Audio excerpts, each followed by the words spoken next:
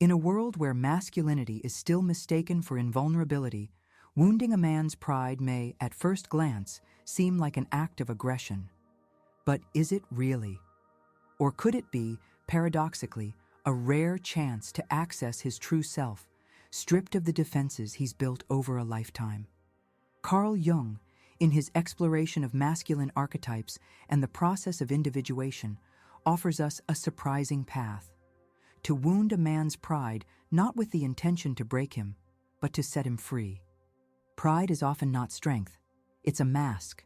It's woven from expectations, culture, the need to belong, and the relentless pressure to live up to the ideal of the strong man, immune to pain, failure, and doubt. Jung would call this mask the persona, the role we play on the social stage to be accepted. And modern man, more often than not, has come to confuse his persona with his identity. Wounding that pride, then, is a symbolic act of tearing the mask, not to shame him, but to invite him to look into the mirror of his soul.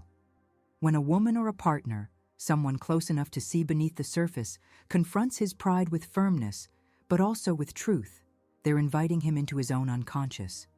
It's not about humiliation. It's about revelation. But be warned, this kind of wound isn't inflicted with insults, sarcasm, or domination. It's done with clarity and presence.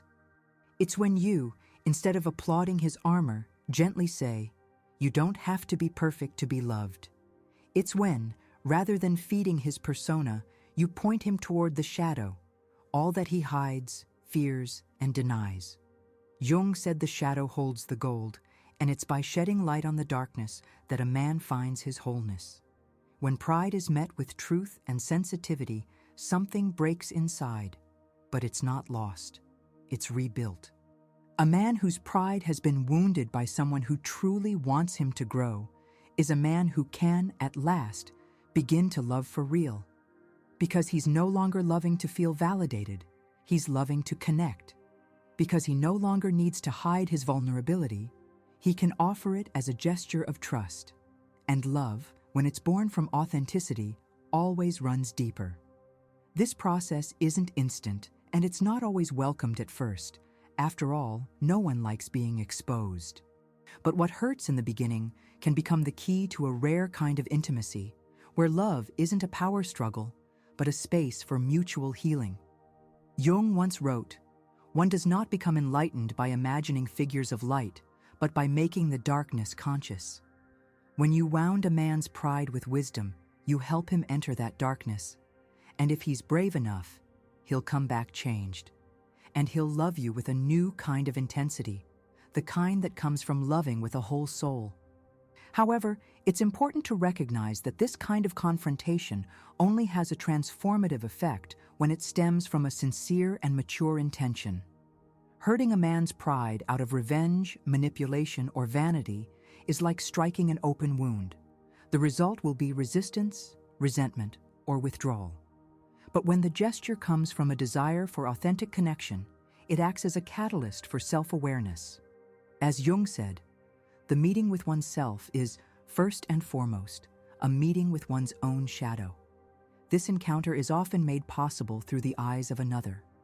In the context of an intimate relationship, someone who lives with a man day in and day out can see his contradictions.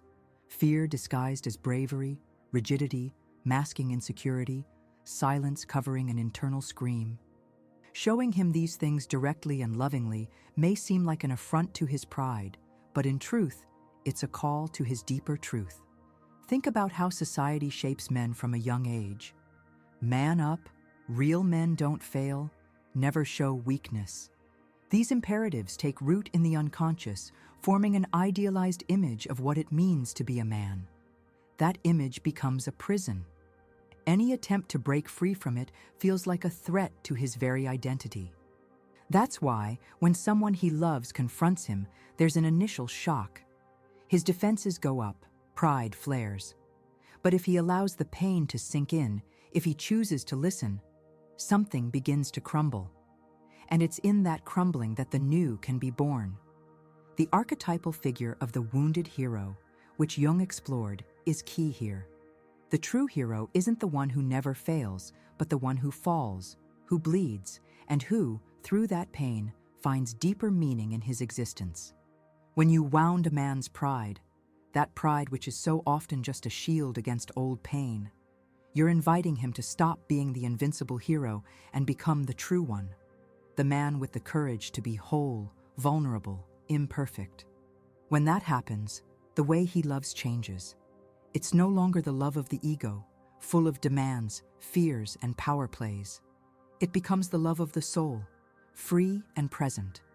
He starts to see his partner not as a reflection of his masculinity, but as a companion on the journey. He no longer seeks admiration, but intimacy, not control, but connection. And then, something magical happens. The man whose pride was touched and who survived the pain of that wound begins to respect the one who wounded him. Because deep down, he recognizes that the gesture was an act of courage and love. He understands that without that confrontation, he might still be trapped in a role. And that's the moment he begins to love like never before, because now, finally, he loves as who he truly is, not as who he was taught to pretend to be. There is, therefore, a reversal of logic in this process. What once seemed like an attack on love, security, or masculinity reveals itself as a hidden gift, the chance to be reborn. It's as if, by touching a man's pride, you were saying to him without words, "I see you. I see beyond the role you play, and I believe you're strong enough to be real." This truth, however, is an invitation that can only be accepted by someone who has already begun, even unconsciously, the path of individuation. The Jungian process through which a person separates from their masks, integrates their inner opposites, and becomes who they truly are. It's not an easy path, and many resist it until the end. But those who walk it, even starting from a blow to their pride, discover that true masculinity isn't about domination. It's about self-awareness. From that point on, love matures. It stops being a performance or a conquest and becomes an expression of presence and surrender. A man who has faced the collapse of his own pride and rebuilt himself without it is someone who has learned to listen, not just to others, but to himself. He no longer needs to prove who he is. And that in itself makes him more available to love in a real way.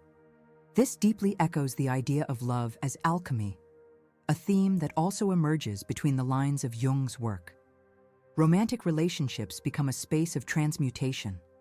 Both partners are forged in the fire of truth, crises, and confrontation. And this symbolic wounding stops being an end in itself and becomes a passage, an initiation. The woman who dares to touch this tender spot is no longer seen as a threat, but as a guide, even if, at first, she receives no gratitude at all. It's important to understand that not every man will respond to this gesture with immediate growth. Many will pull away, deny, project the pain onto their partner, or even end the relationship just to keep the illusion of invulnerability intact. That doesn't mean the gesture was in vain. It simply means he's not ready yet. But for those who are already in motion, even unconsciously, this confrontation with pride can be the spark that ignites transformation. Curiously, these men often say, months or even years later, that was the moment everything started to change. Because when pride is pierced by pain, and that pain is welcomed instead of avoided, something essential is revealed, something he may have never truly had, the freedom to be himself. And it is this freedom, earned on the soul's battlefield, that makes him capable of loving like never before. But there's an even subtler, deeper layer to this process that deserves careful attention. The role of the woman, or the figure who triggers this confrontation, as a mirror of the anima. Jung teaches us that every man carries within him an unconscious image of the feminine, the anima, which influences the way he loves, creates, and relates to his emotional world. When a woman touches a man's pride, especially someone with whom he shares a deep emotional bond, she is often, without knowing it, awakening this inner dimension of his being. The anima, however, is not always nurturing. In her shadow aspects, she can appear as critical, chaotic, and destabilizing. That's why many men instinctively resist the woman who confronts them. But when he's able to integrate this experience and recognize it as part of himself, the impact is transformative. He stops projecting his vulnerability as something external, an attack, a humiliation, and begins to see that everything that wounded him was already inside. The woman was simply the catalyst, the mirror that forced him to look inward. That recognition doesn't diminish him. On the contrary, it expands him. Because wounded pride, when met with awareness, creates space for the birth of authenticity. And authenticity is the foundation of any real love. It's impossible to love deeply while trapped in the fear of being exposed, of seeming weak, of falling short of expectations. By moving through that fear, the man reconnects with his essence. And it's that essence that can finally meet the essence of another. There's also an unexpected beauty in this process. By realizing that it was pain, not comfort, that led to his growth, the man develops a renewed respect for the one who challenged him. It's not about submission or emotional dependence. It's a genuine acknowledgement that the confrontation revealed a path he would not have found on his own. And that gratitude shows up in action, in deeper listening, greater presence, more honesty. In a world where many relationships are built on convention, appearances, and power games, this dynamic brings a quiet revolution. To love after pride has been wounded and redefined is to love without armor. It's to stand naked before another and still be accepted. It's to offer what is most human, imperfection, and be embraced not in spite of it, but because of it. This kind of love, born from the ruins of pride, is like a flower blooming from scorched earth. It's not naive nor idealized. It is strong because it has endured pain. It is real because it no longer hides. And maybe this is the kind of love we're all secretly searching for, the one that begins when we stop fighting for control and start walking toward the truth. Ultimately, a man's pride is like a fortress built to protect something sacred, vulnerability. Behind all the grandeur, the need to be right, to win arguments, to have the last word, there's an inner boy, the poor Eternus, who learned far too early that showing pain was dangerous. Jung often spoke of this childlike aspect of the psyche, the eternal youth who lives in the unconscious and, if not acknowledged and integrated, tends to unconsciously take over the personality in destructive ways.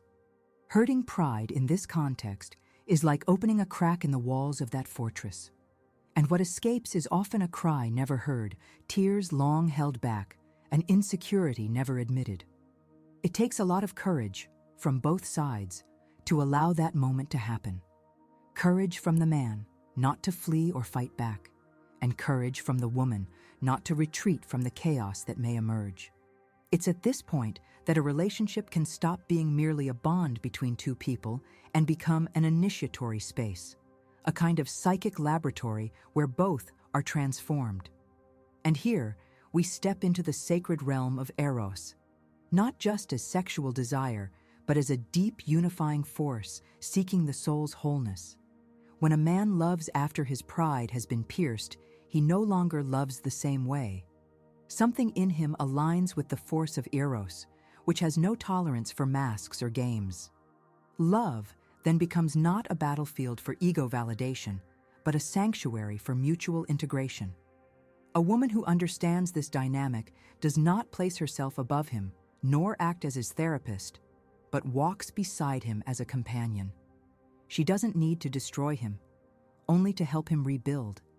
And that reconstruction is always stronger than the original structure, because now he knows who he is. He no longer needs the rigidity of pride to feel safe. He can make mistakes, step back, even cry, and still hold his dignity. This kind of love is rare because it requires maturity. It's not enough to simply want a deep relationship. One must be willing to walk through the desert of disillusionment, the discomfort of truth, and the unsettling silence of a wounded ego. But once crossed, what lies on the other side is a man who is more whole, more sensitive, more present. A man who has learned that to love is, above all, an act of humility. Carl Jung said, "Only what we are in ourselves has the power to heal us."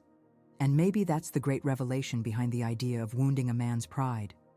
It's not about breaking him, but about guiding him to the place where he finally meets himself, where he stops being what others expect and begins to be who he truly is. And from that point on, any kind of love becomes possible. Once we begin to understand this inner journey, the very concept of pride starts to shift. It's no longer seen as something purely negative, an obstacle to love, but as a stage, a sign that something is still under construction. Pride is, in many cases, a desperate attempt to hold on to some sense of control in the face of emotional chaos. To wound that pride with wisdom is to help a man realize that true control comes from surrender, not from rigidity. It's no coincidence that many mythological and religious stories speak of a fall as the prelude to rising. One must fall, in pride, in certainty, in persona, to later rise with greater awareness. In that sense, pride becomes the ego's last stronghold before surrendering to the process of individuation. Jung was clear: the ego should not be destroyed, but placed in proper service, not to itself, but to the wholeness of the psyche. And it is this reordering that love can enable, as long as it's lived with presence and depth. What's curious is that by letting go of pride, a man doesn't become weaker. He becomes more trustworthy, more grounded, more free. Because now he moves from the center, not from the edges of ego. He no longer needs to constantly defend himself. He can be transparent and still remain strong. He can say, "I don't know," "I need help," or even "I'm sorry," without losing himself. And the effect this has on the relationship is transformative. Once the game of appearances is over, space opens up for a real encounter. There's no longer a need for manipulation, for silent power struggles or tests.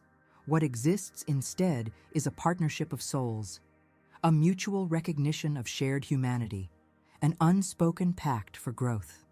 The woman who helped spark this awakening becomes inevitably unforgettable. Not because she was submissive or perfect, but because she was real.